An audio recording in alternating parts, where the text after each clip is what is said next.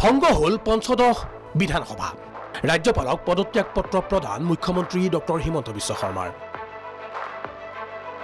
11 মেৰ পিছত হ'ব নতুন চৰকাৰৰ শপত গ্ৰহণ অনুষ্ঠানত উপস্থিত থাকিব প্ৰধানমন্ত্ৰী নৰেন্দ্ৰ মোদী জেপি নড্ডাৰ উপস্থিতিত বাছনি কৰা হ'ব বিধায়িনী দলৰ নেতা সহ পৰ্যবেক্ষক হিচাপে আহিব হাৰিয়ানাৰ মুখ্যমন্ত্ৰী নায়েব সিং সাইনি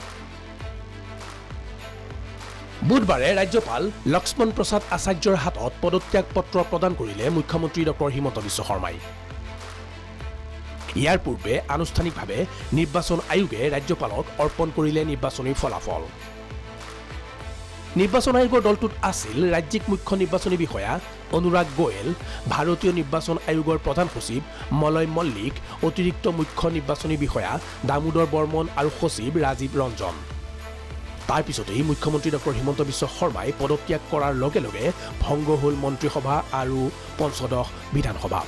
পদত্যাগ পত্ৰ প্ৰদান কৰাৰ মুহূৰ্তত মুখ্যমন্ত্ৰীগৰাকীক সংগ দিয়ে বিধায়ক ডাক্তৰ ৰণোজ পেগু আৰু মানৱ ডেকাই নতুন চৰকাৰৰ শপত পৰ্যন্ত তত্ত্বাৱধায়ক মুখ্যমন্ত্ৰী হিচাপে থাকিব ডক্টৰ হিমন্ত বিশ্ব শৰ্মা গণতান্ত্ৰিক প্ৰমূল্য আৰু পৰম্পৰা ৰক্ষা কৰি নিৰ্বাচনী আয়োগৰ অধিসূচনা ওলোৱাৰ ঠিক পিছতেই মই অসমৰ মুখ্যমন্ত্ৰী হিচাপে মোৰ পদত্যাগ পত্ৰ অসমৰ ৰাজ্যপাল মহোদয়ৰ হাতত অৰ্পণ কৰোঁ আৰু সমান্তৰালভাৱে অসম বিধানসভা চলিত অসম বিধানসভাখনি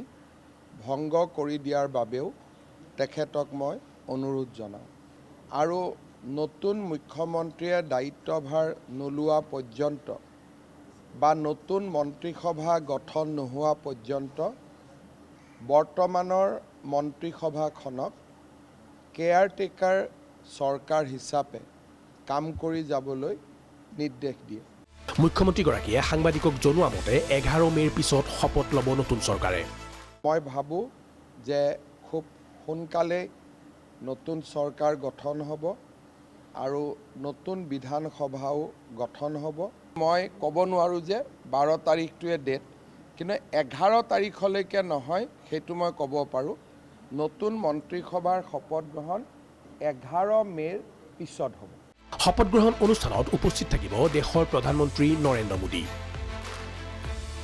হেট্ৰিক আৰু সেঞ্চুৰী উদযাপনৰ বাবে আহিব Narendra Modi We invited Honorable Prime Minister to kindly grace the swearing-in ceremony of our government this time because we are not only win with a century but along with that we also deliver a hat-trick. So a hat-trick with century, that is why we have invited Honorable Prime Minister to grace the occasion. However, the indication from his office that it will be possible only after 11th of May.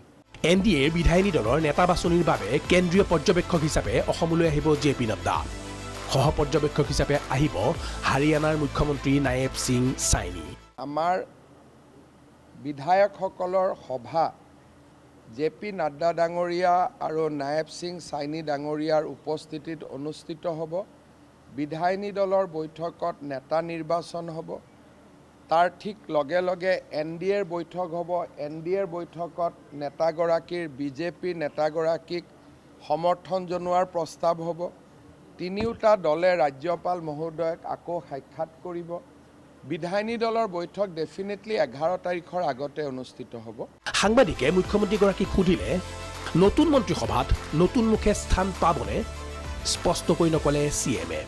এতিয়া যোন মুখ্যমন্ত্ৰী হ'ব তেখেতে সিদ্ধান্ত ল'ব নতুন মুখ হ'ব পুৰণা মুখ হ'ব ৰাজ্যপাল মহোদয়ে মন্ত্ৰীসভা গঠনৰ বাবে নিৰ্বাচিত নেতাজনক আমন্ত্ৰণ জনাব আৰু তাৰ পিছত মন্ত্ৰীসভা গঠন হ'ব তাৰ পিছতহে নতুন মুখ পুৰণা মুখৰ কথা আহিব গতিকে এইবিলাক সাংবিধানিক একোটা পদক্ষেপ গতিকে এই পদক্ষেপ কেইটা পূৰণ হ'ব লাগিব আমি কনক্লুজনত আহিব নোৱাৰোঁ ষ্টেপ 1 ষ্টেপ 2 সেইটো ষ্টেপ 3 কৰি আমি আগবাঢ়ি গৈ থাকিব লাগিব। ৰাজ্যত তৃতীয়বাৰৰ বাবে NDA চমকপথ সফলতা লাভ কৰাৰ পিছত এতিয়া আৰম্ভ হৈছে নতুন চৰকাৰ গঠনৰ তৎপৰতা। ভিডিঅ' জাৰ্নেলিষ্ট আজাহাৰৰ সৈতে নয়নজ্যোতি ভূঞাৰ ৰিপৰ্ট প্ৰাগ নিউজ।